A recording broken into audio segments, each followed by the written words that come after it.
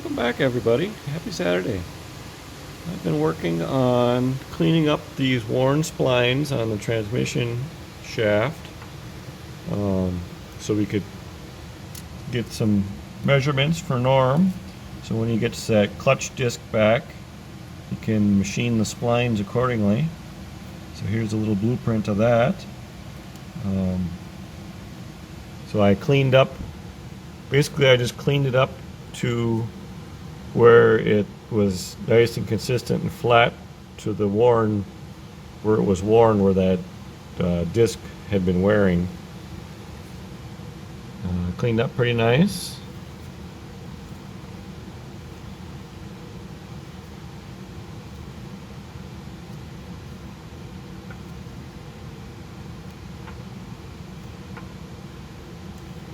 I just took the die grinder and very carefully cleaned up, where it was not worn here and a little bit on the back side where it was not worn. And then took a couple different files and finished it off, then keep dressing it. And I kept miking it until everything was consistent. So I'm pretty happy with that. We can always fine tune it a little bit once we get the disc back from Norm too. If it's, have him, if anything, maybe err to the side of just a little bit snug on his keyways, because I can always dress these just a little bit more to fine tune and fit it to the actual disc. But I think for now, that should do. I'm going to go in and get a little bit of lunch, and then I'll come back out and we'll see what we can tackle next. I've been working on making this pilot bearing plate. It's a little plate that goes on the back of the flywheel that keeps the so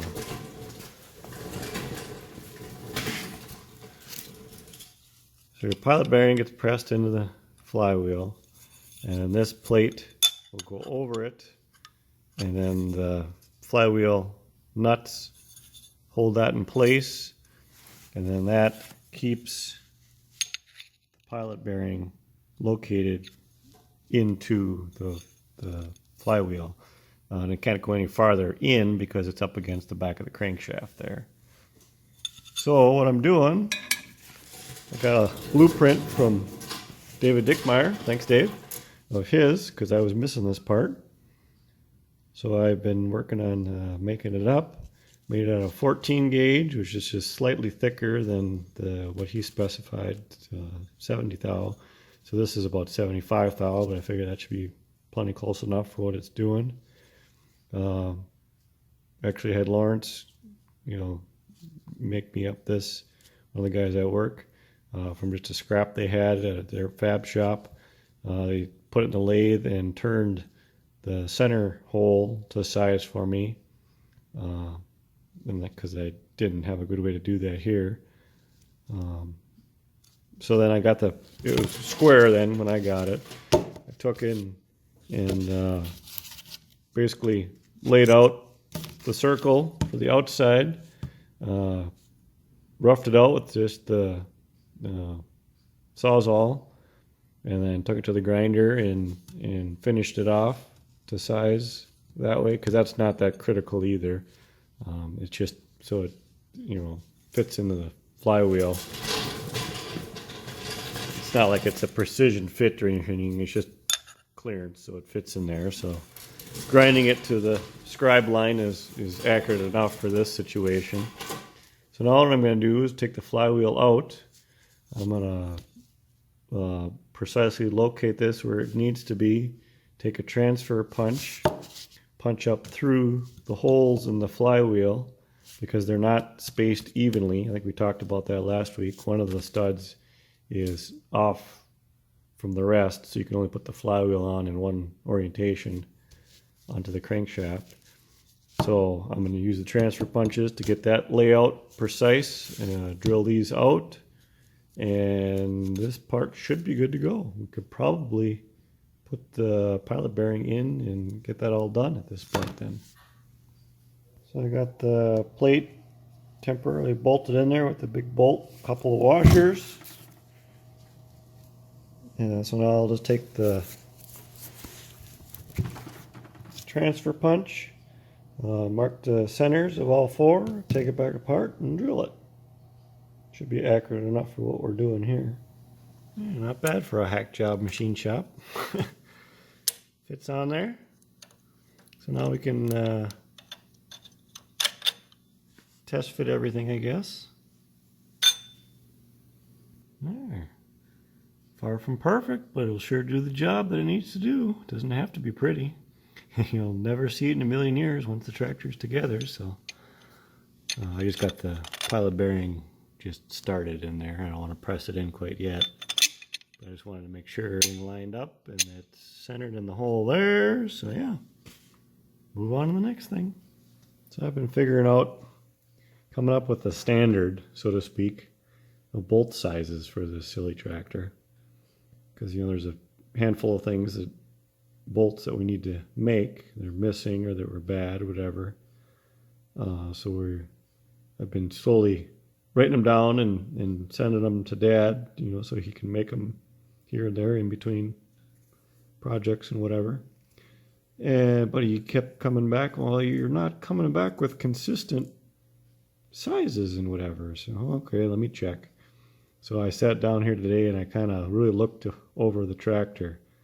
And these seem to be kind of the standard sizes, which it doesn't really make much sense because some of them are oversized, heavy heads. They're all tall heads.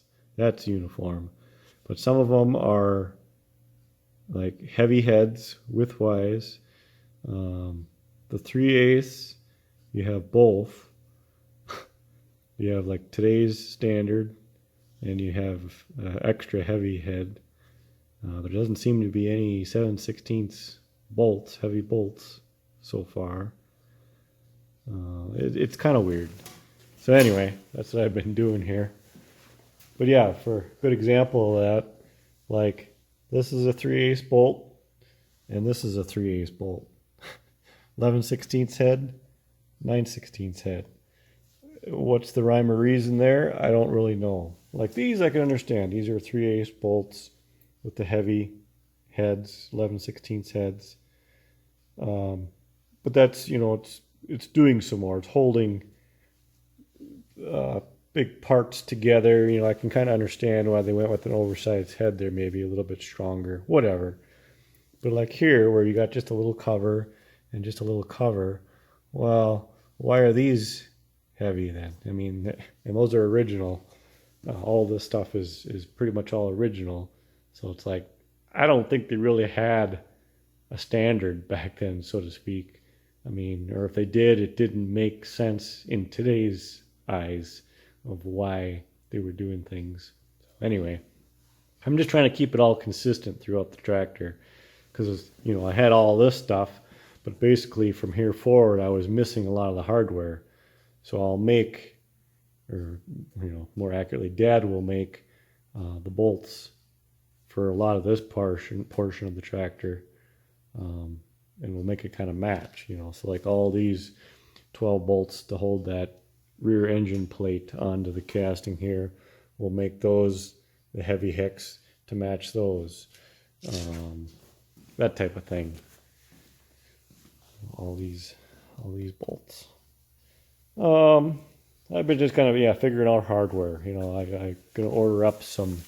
I think I'm gonna order up some new heavy nuts for the head studs, because a lot of these, they're like slightly oversized nuts, and Norm was, you know, sanding some of them down so he could use a 3/4 socket, and it's just kind of a hodgepodge, and they're not in the best of shape. They're kind of pitted and corroded, so I might just order up some new heavy nuts for there. Probably order up some nuts for the manifolds. I can't go heavy there because there's barely enough room for a standard nut in a couple of these places. Like that one's pretty tight. Anybody recommend? Have you guys out there a lot of times with manifolds, I know they'll use brass nuts. Do you recommend that here? Anybody got any opinions on that? From what I understand, the reason they do that is just to make disassembly easier in the future, where a steel nut on a steel stud will rust and corrode, but a brass nut on a steel stud, when you're going to take that apart, if nothing else, you can force that brass nut off, strip it out or whatever to get it off without wrecking more than necessary. Is kind of the way I understand it, why they use brass nuts there. So what do you guys, let me know what you think about that. And another question I just realized as I was starting to put the sheet back over the tractor here, I'm calling it a day today. What type of hardware does the hood use? Is that just regular bolts, or should that be some type of I'm not sure if that's just some type of like a machine bolt, like the hubcaps, or what kind of hardware should be up there? I don't have any of that. I don't know what that should be. I've never really paid attention to that one on other examples, what kind of hardware they had. So yeah, I'm calling it a day. Supper time. If I'm going to be honest, I'm not really having that much fun out here today. I'm kind of losing my motivation with this project here lately. It's like it's turning into more of a chore than an enjoyment. So that's, I guess that's a good sign. It's time to walk away for a little bit. Come back when it's fun again, because this is a hobby after all. I'm supposed to be doing it to have fun. If I'm not having fun, then why am I here?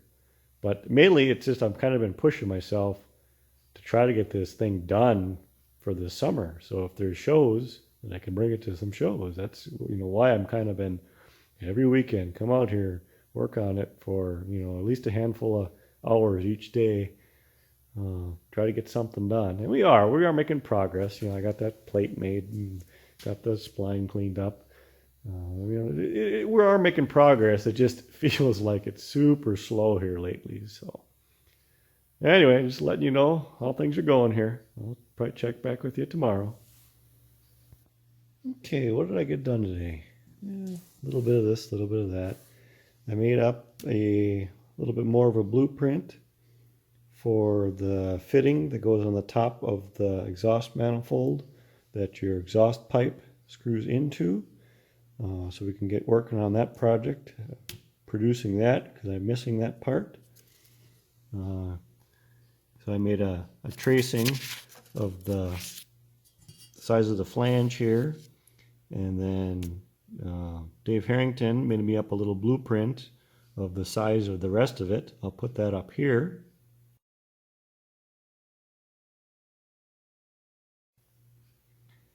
So we're going to try to fabricate something there. A couple different ways we could do it. We're not sure which way we're going to do it yet. Like Roger fabricated his, and that turned out really well. He just took like a pipe flange, mid flange, pipe nipple, and then a pipe coupling, welded it all together, and it turned out really good. Dad and I were talking, we might tackle trying to actually turn it out of one piece, thread it, and then cut out the flange last. So we'll have to talk with, talk with Dad on that, see what he wants to do. A couple different options, we can get that project going. I'm also going to improve upon something here a little bit. So when Norm, dropped my plane on the floor. When Norm made the steering box for me, he used his original box as a pattern for the castings, of course, right? And on his box, this pin that the linkages run on had been repaired in the past, and they had welded that pin into the box so he couldn't remove it. Originally, that pin should be removable. There should be a pin through the box here. I don't know if the pin should be vertical or whatever, but somewhere there's a pin to locate the pin into the casting. There again, I'll put up a picture here that Roger gave me of his original pin.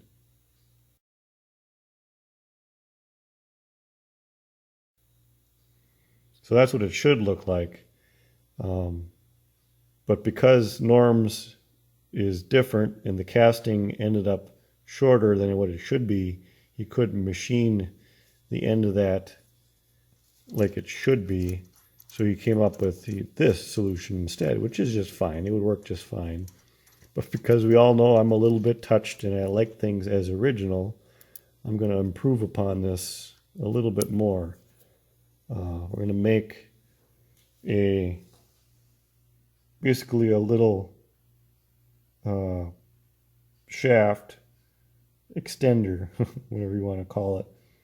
So it'll be 1/4 inch threads to thread into that existing hole, and then just a round shaft sticking out with a cotter pin hole in it. So we'll put a washer over it and a cotter pin so it'll all look original when it's all done. And I'll just Loctite that little custom made piece into this shaft so it doesn't potentially work its way loose or anything. Just put some Loctite on the threads when I put it together. So that should fix up that. So I'll give that to Dad to turn up one of them here too. So I got that figured out. Oh, what else did I do? Well, like I said, I need a little change of pace, so I actually helped Lawrence with one of his projects here. We took the engine off of the base on his 6-horse stover so he can clean out the gas tank. It was a bunch of rust flakes and whatever, so he's working on that project, so I was helping him with that a little bit. So that's, like I said, sometimes you gotta step away from your own project for a little bit and work on something else. So that was a nice little change of pace. So yeah, like I said, I figured out a few more bolts and whatever, miscellaneous hardware, things I got to round up. I figured out what size castle nuts I needed, because I guess I didn't even realize there's 2 different kinds of these castle nuts for this size thread. You can get a 1/8 inch cotter pin hole, or a, what is it, a 7/64 or something, some other oddball. Let's see if I can find that note here. Yeah, 7/64. So that's what I needed, because that's what size hole it is. So yeah, not a ton to show progress this week, but we're slowly just keep picking away at it. And that's all we can do. So thank you all for watching, and hope to see you next week.